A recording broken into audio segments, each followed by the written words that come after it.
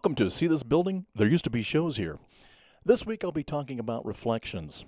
This is the first one so far that was in St. Louis County and not in the city. It was located on TSOL Ferry Road in South County, or Highway 21 if you like.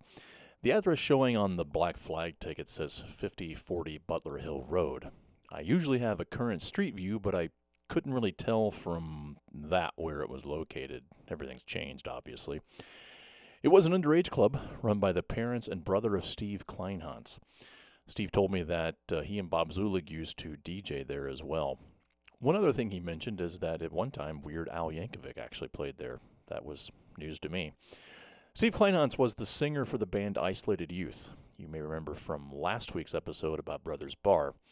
I forgot to mention also that Bob Zulig was the guitar player in Isolated Youth, and less than a year or so after that, those brother shows, he was in the original lineup of Ultraman.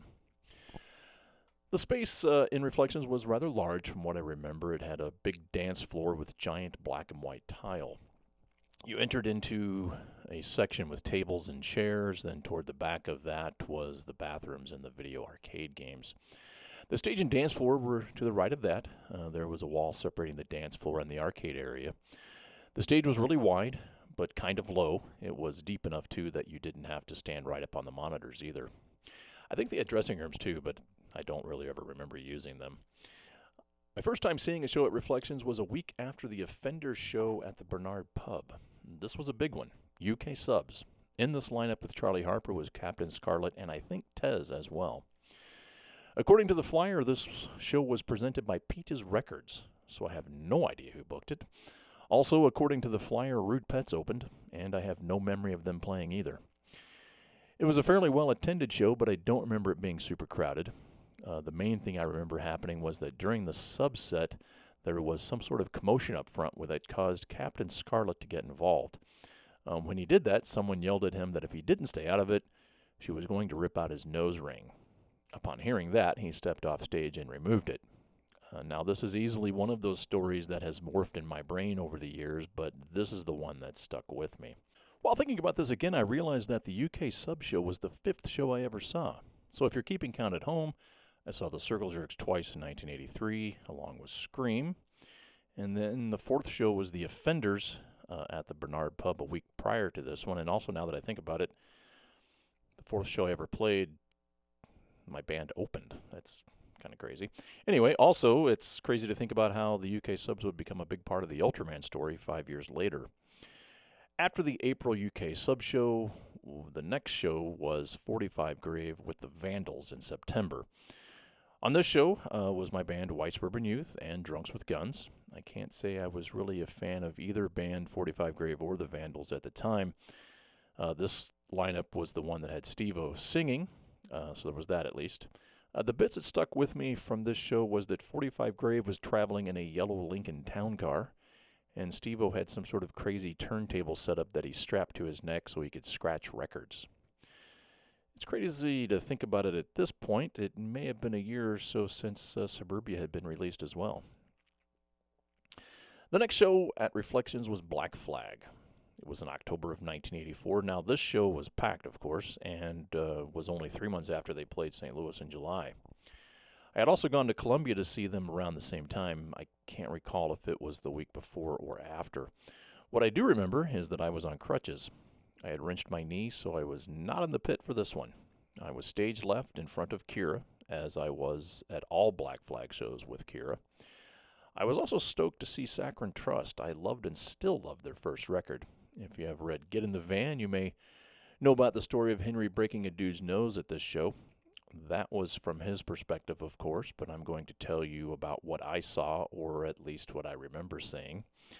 The guy he punched was named Bob. How do I remember his name when I have trouble remembering the names of people I see frequently at shows now? Because he had it tattooed on his forearm right above his wrist. So when you shook his hand, you would read, "I'm Bob."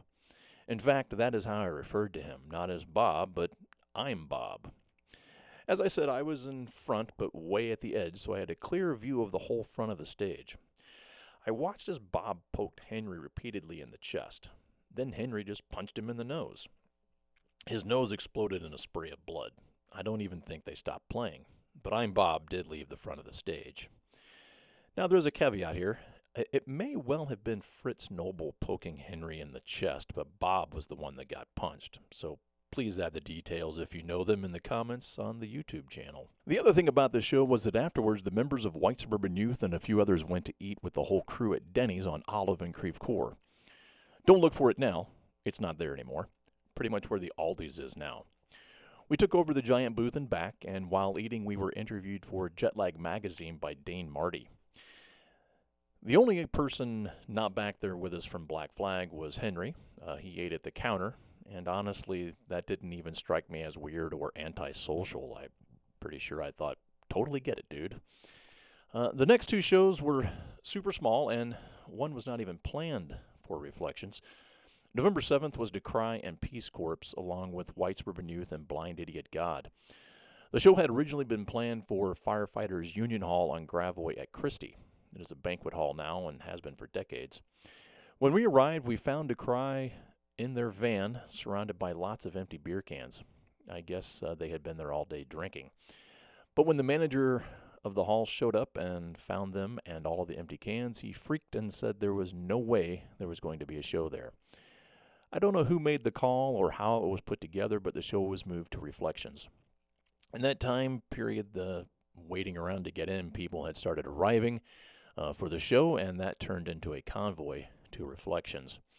I don't remember exactly the circumstances, but since I had a van, I drove Andy and Gabe from Blind Idiot God, or maybe it was just one of them, back to their practice space in Brentwood to get some things we would need to make up a sound system. Then we made our way to Reflections. And what a sound system it was, too. I'm pretty sure the microphone was from the DJ booth. It had maybe a 6-foot cable, so all of the singers were on a very short leash. I don't remember much of Peace Corps, never had their records, but I did love Decry, and I loved their album, Falling. The next show was 5 days later. This one was planned for Reflections, at least. It was Verbal Abuse, although not listed on the flyer, and Samhain. I had seen Samhain a couple of months prior with 7 Seconds in Kansas City. Samhain came to New Values to hang out day of show, and at that point, all we had seen of Glenn was photos that had been taken from the floor up, the same trick they used with short Hollywood actors. None of us knew he was so short, so some people were a little bummed, especially when the first thing out of his mouth was, "Where's the nearest comic book store?" I was no big fan of Samhain. I think I was pretty much over the Misfits by that point as well.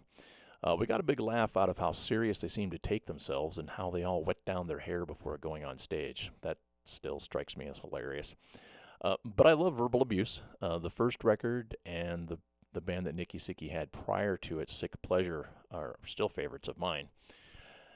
This show did not have a lot of people. I don't even think it was 20. And it could have been easily one of those times when there were more band members than actually paid people in the crowd. Drunks with Guns opened, and it might have been the set where Mike didn't sing. He just stood there on stage holding the microphone, or maybe he just growled. Either way, it was entertaining, and it may have been their last show. I can't remember who played last, if it was Samhain or Verbal Abuse. I don't really remember Samhain playing, but I totally remember Verbal Abuse. I can still almost see it. Well, I can see one event that happened during their set, and this event comes back again in 2000, and again in the mid-aughts when I saw Verbal Abuse with Nikki in St. Louis. During their set, a girl grabbed Nikki's foot and pulled his leg out from under him, causing him to fall back on his arm. That's how he broke his arm. After the show, Mike Doskasil and his girlfriend drove him to the hospital. In 2000 or so, I was flipping through a copy of Maximum Rock and Roll and found an interview with Nikki. I was shocked to read his account of how he had his arm broken fighting a bunch of white power skinheads at a show in St. Louis. I was shocked and sorry to read that lie. I don't remember exactly when it was, 2010, 2011, when Verbal Abuse with Nikki played Fubar. After the show, I introduced myself and pretty much immediately asked him why he had told that lie some 10 years earlier. He sort of muttered around a bit, and at that point I told him what did happen in case he had forgotten. That it was a teenage girl that had caused him to fall, which broke his arm, and there wasn't any white power skinheads for him to have been in a fight with in the first place. He again just sort of muttered a bit, and I left. I'm sure it made no difference in any way, but I liked getting that chance to set it straight to his face, and of course it entertained me to do it. Okay, so that's what I remember of how it happened, and I was half right. This is a summary of what Mike Doskasa remembers now. His girlfriend was the one that drove him to the hospital by herself. The members of Drunks with Guns had all taken acid about an hour before the show. Mike said he couldn't hear anything from his microphone, so he just growled a bit. He said, then it turned into an electric blinking soup ladle, so I just sat at the edge of the stage and looked mean. Stan threw a hissy fit about song number 3, took off his guitar, and stormed off. I was really bummed. I was having so much fun scaring the hell out of myself and everyone else. Verbal abuse were great. Don't remember anyone breaking their arm, just Debbie taking him to the hospital. I was in no condition to go anywhere. Then someone asked me to work the board for Samhain. They were great, but the PA wasn't. Mike adds here that he actually had a bigger sound system in his Volkswagen Rabbit at the time. And Mike also added that after the show, Glenn was really unhappy with the promoter, Vicky, the owner of New Values, for not really promoting the show. He finally blew up at her out by their van. Mike said Glenn was shouting at her, no, we're not going back to your house. You're going to pay us, and we're getting out of here. We have a show in 18 hours. So Vicky had to go to the nearest ATM and get their guarantee, whatever it may have been. Mike did also add that he did help Nikki with his arm. He immobilized it with an extra shirt, made a sling, and told him to hold it as steady as he could. And he could tell it was a spiral fracture because Nikki's thumb was pointing 90 degrees the other way. So, like I said, I was half right. If you're like me, though, the real takeaway here is that Mike was tripping on acid and still managed to deal with Nikki's arm and then attempt to run sound for Samhain. So while I'm copying and pasting what Mike told me, I'll circle back to 45 Grave. Mike also had this to say about that show. That was perhaps the single greatest gig I ever played.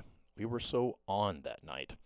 I remember at one point someone jumped up and stole Fred's Cookie Monster puppet off his bass drum. In the middle of the song, he jumped up and into the audience, punched Puppet Thief in the head, walked back to the drums, put the puppet back on the tom mount, and jumped back in on the chorus. Now, I do remember Fred doing that, but I wasn't sure which show it was, though, so thanks to Mike for clearing that one up for me. Next show, and the last I actually cared about, was TSOL on November 18th, 1984. There wasn't a whole lot of punk rock there, but there sure was a whole lot of it crammed into the last few months of the year. This lineup of TSOL was for the Change Today tour, so there was no Jack Grisham. But on the upside, I did get to meet Mitch, their drummer. He had been in the Joneses, and I really loved that band, and I still rock that Criminals EP today. White Suburban Youth was also having a good weekend. We had just played in Kansas City a couple of days before this show as well. Rude Pets were supposed to be on the show, but they dropped off. So this was a cool show. It was pretty big. Some of the crowd photos here are from that show. I would guess they played some early songs, but I don't really remember. And I did like the Change Today record, even if it was very different. And like I said, it was a good weekend for us. We had played a show in Kansas City a couple of nights before. And TSOL, as I said, was the last show I cared about there, but it wasn't the last show I saw. In February of 1985, I was given a free ticket to Metallica along with Wasp and Armored Saint.